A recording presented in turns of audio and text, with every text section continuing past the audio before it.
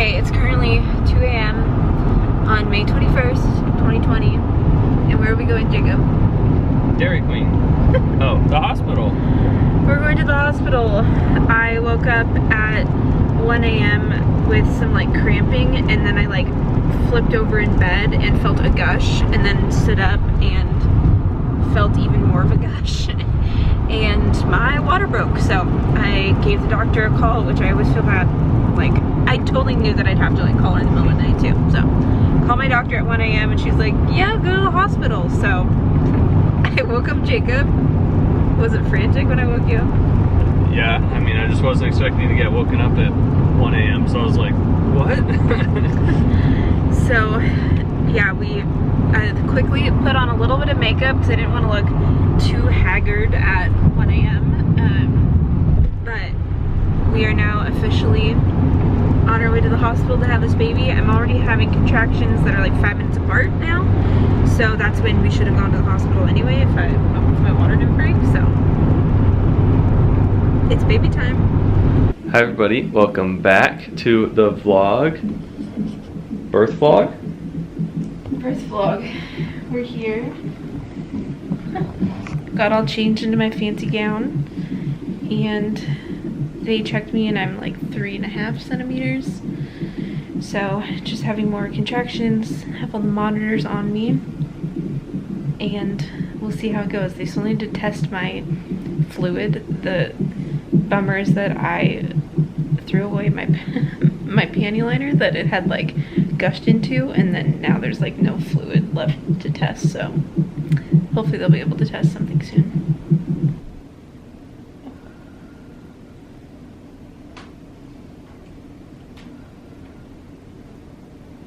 This is Marissa.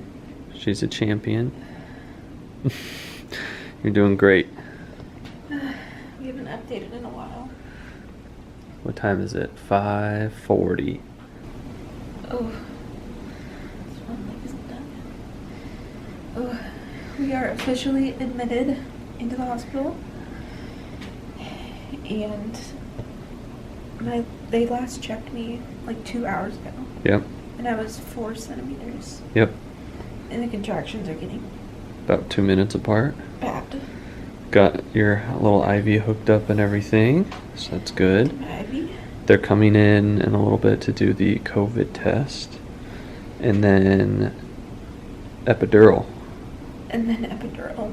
I know. I'm trying to figure out when I want to get it, because I don't want to be stuck here for forever, because I know when you get it, You can't get up. you can't get up.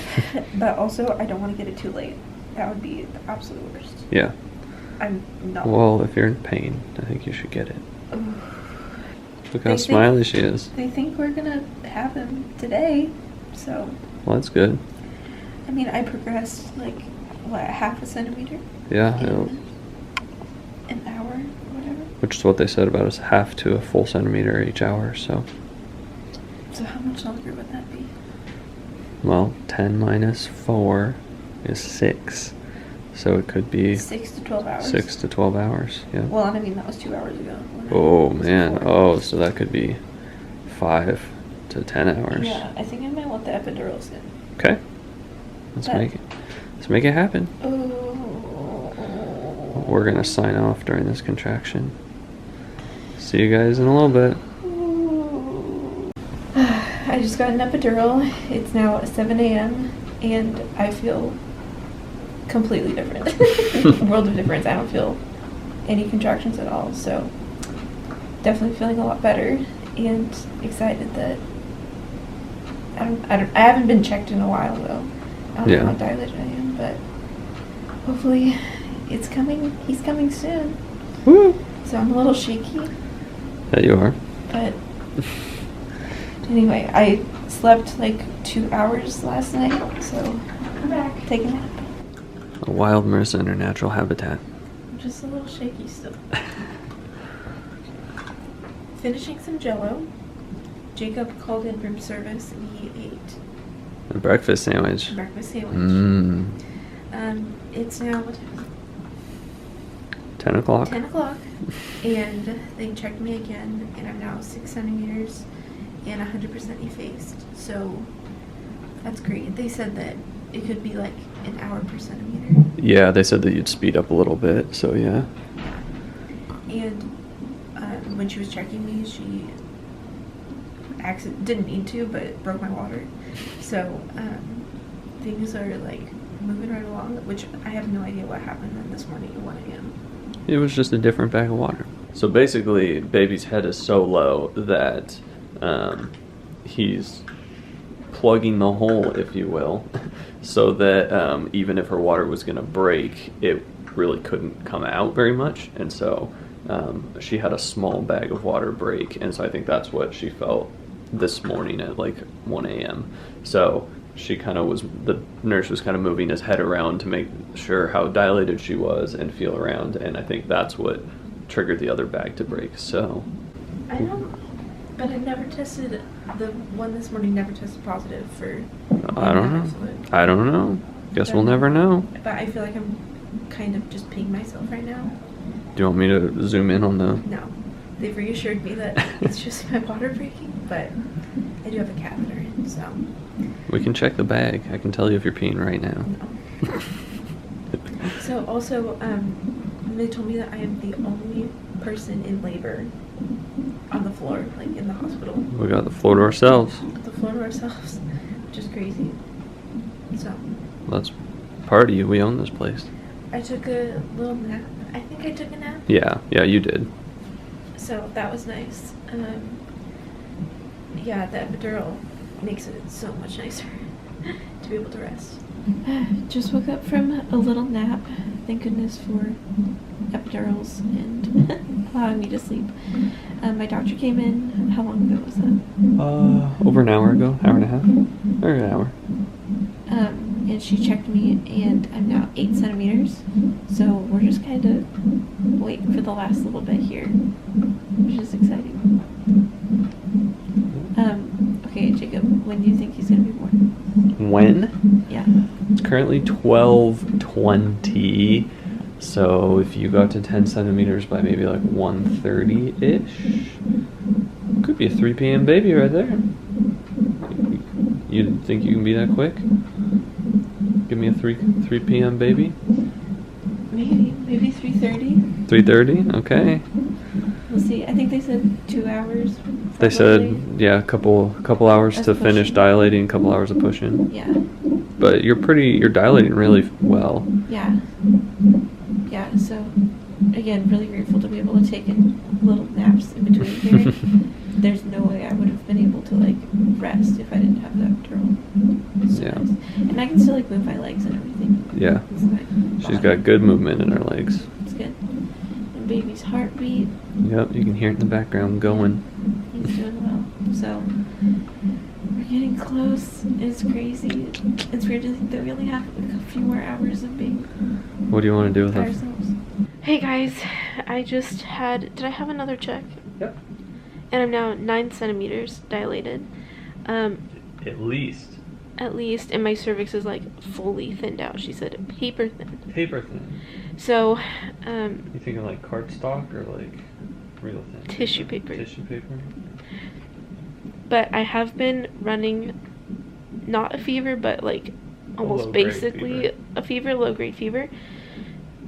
So, they are trying to determine if it could be just like labor, if it could be maybe like an infection. So they're just gonna like wait and see and keep taking my temperature. But we're getting very close. Also, I found out that my test for the virus that I can't talk about came back negative. So that's a good thing. I mean, I haven't gone anywhere in the last 2.5 months, so I would be utterly shocked if I had it, but I do not. So that's great. Also, I don't think we've talked about the mask situation here. No. So initially I thought that I was going to have to wear a mask in labor and delivery, but it turns out that they've now like changed some of their policies, and we only had to wear, actually only Jacob had to wear a mask walking from the front door of the hospital to our room, which was like 30 feet. So that's been a huge blessing that we don't have to wear masks, but just like everyone else who comes in our room is wearing a mask. Yeah, it was pretty funny. We walked in the door, and I mean, in the rush of things this morning, we were like, did not think about grabbing a mask at Yeah. all. That was not on our radar. But we walked through the front door, and they were like, "We're gonna take your temperature. Do you have a mask?" And I was like, "No." And they're like, "Okay, you need to wear a mask when you're outside the room. Here's one." And I was like, "Okay." So I put it on, and then we just walk right into the room. And then they're like, "You can't go anywhere now. You just need to stay in the room. We'll bring you anything you need." So I was like, why did I need the mask? But now I got a free mask, so yeah. Score. So yes, that 30-foot journey was quite a doozy. You're gonna have to wear it when you go out to like get the car seat, because we saw like his car seat in the car and stuff. Yeah, that's true. So that is true. Oh, also, baby wasn't preferring me to lay on my left side, and so I was laying on my right side for a long time, and then the epidural was wearing off on the left. So I now have recently just rolled back over to get a little bit more medication in there, but I am not feeling like any contractions whatsoever, but they have like the button here that I can press, and I haven't pressed it once. So Champ. This has honestly just been so relaxing with the epidural. I cannot imagine going through this without it. Yeah. I will say one thing that I wish I would have done now is, and I don't know if this is allowed, but bring like any sort of like hard candy or cough drops. Like my throat just feels really dried out, and so I wish I would have brought like a cough drop. Maybe they have some. What's going on? I'm now in a funky position on my knees trying to get this baby to drop a little bit more, but I was still 9 centimeters at my last check, so we're now starting some Pitocin to get me to 10. So let's do it. It didn't take very long at all to get to 8, and then or even 9. Yeah, and now went by super fast. Now we've just been stuck at 9 centimeters for like 6 hours or something. Yeah, so it's now 6 o'clock. Yep, just past 6. We'll get there.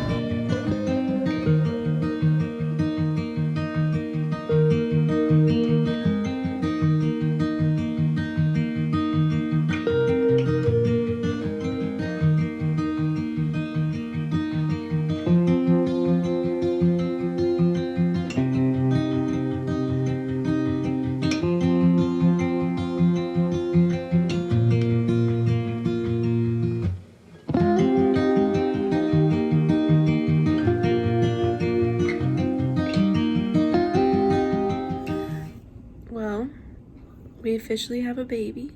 We did a thing. And he's super cute. Yes. He was born May 21st at 7:10 p.m. Took me 40 minutes of pushing, and here he is. So it's now a couple hours later, and we've been resting and trying to feed, and he's so cute.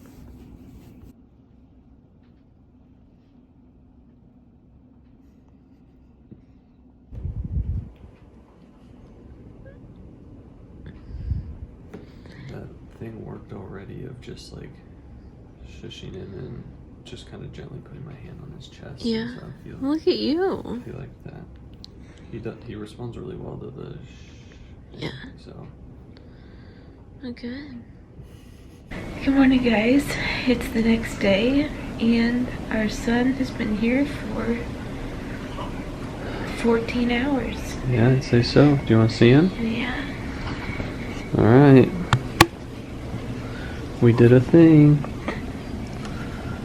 Say hi to Peter James Lyda. He was 7 pounds 4 ounces when he was born, and 20.5 inches long. He likes cuddles, he likes being swaddled, and he likes being told to shh. Those are his current interests. He doesn't like mittens, keeping his arms down, or wearing hats. We had a rough night last night. I don't know, just up so many times and trying to feed him, and he's just had a lot of fluid, so like amniotic fluid that he's like spinning up, so therefore hasn't been as interested in feeding, so that's just been kind of hard. Oh my. Oh my. Uh-oh.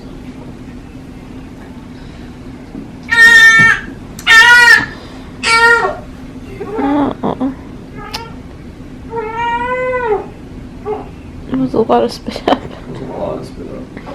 And Peter and Dad doing some skin to skin time. He's doing a good job. Yeah. He has little mittens so he won't scratch himself. Mm.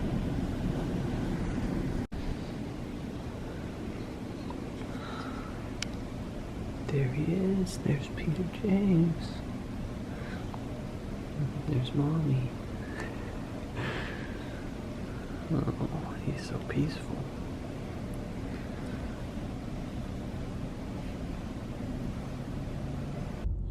We're in the car now, going home. Peter's snug away in his car seat. Dad's driving us home. Let's do it. Hey guys, it's now quite a bit later, but we got Look Peter. what we got. Got Peter here. Say hi, Peter. Hi. Hi, bud. Oh, so cute. Peter's actually 10 days old now, and we are now just updating you. We didn't film a whole lot at the hospital, and so I just wanted to talk about that real fast. It was very short. It was very short. So overall, labor and delivery was actually really great. I honestly would go through that all over again 10 times over than what like the next few days at the hospital would be like. Yeah. I was not prepared emotionally, mentally for postpartum.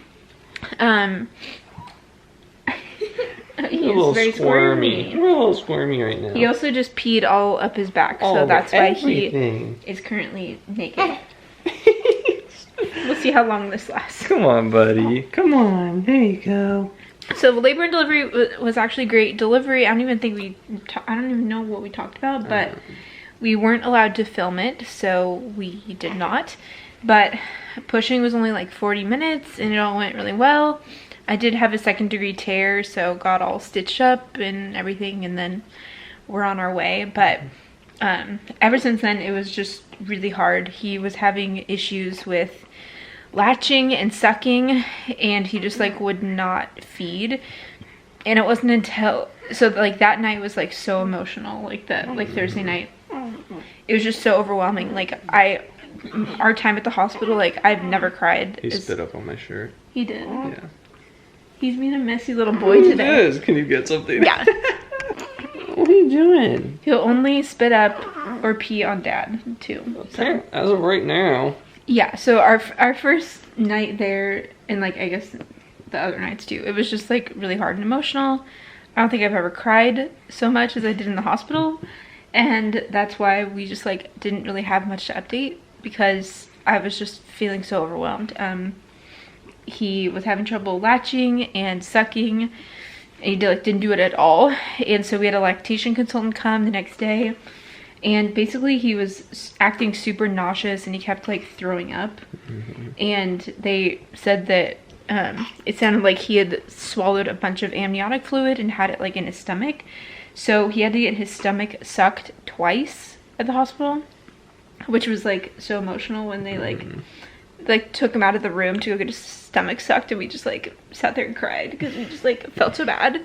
And yeah, so it was just really difficult trying to like get feeding underway, to the point that I was even having to just like manually express colostrum and then put it on a spoon and then spoon it into his mouth because he wouldn't latch. And so it was very overwhelming. Like it's still emotional to think about it, but we're doing a lot better now, and I'll do like a whole update video on postpartum stuff, but I was just not prepared at all for those like days in the hospital. We left on Saturday, so he was born on Thursday. We left on Saturday, but they actually told us that he was also jaundice. Yeah. And so that too, they needed to like have him eat, because they had to run tests, and they wanted him to definitely be eating enough to be able to like get it through his system. And he obviously wasn't with me, so we had to use donor milk to syringe feed him at the hospital too. So while I didn't have my milk come in yet, and anyway, it was just a very frustrating, overwhelming time. And even in the hospital on Saturday, like, we were going to be released, and they even told us that if we wanted to, they would keep him, but they would, like, have me discharged. But with him still being there, we could also still stay there, but we just wouldn't be patients there anymore. But we felt like it was okay for us to go home, because we had a pediatrician appointment the next day on Sunday. So anyway, it was just a very, very overwhelming time in the hospital, and I was so not prepared for that. What are you doing? Is he hungry? I just fed you. I was definitely not prepared for all of that emotionally. But since then, my milk has come in and we're like doing better on feeding. It's still hard, but we're getting better. And yeah, I'll update you guys all on that later. But I just wanted to share more about why our labor and delivery vlog ended up being so short. It was just emotionally overwhelming. Mm-hmm. Do you have anything else to share about it? No. Me or him? Peter. I think he says it all. No, we're doing good. We're doing great. He's a little squirmy right now because he's not in his jammies. But... Okay. Well, let's go get in some jammies. All right. I know. I know. Peter says, thank you for watching me be born. Kind of. Kind of. And don't forget to subscribe. Oh. Turn on notifications. All the things. Okay. Bye. Say something that will make my day, 'cause these memories of her won't go away.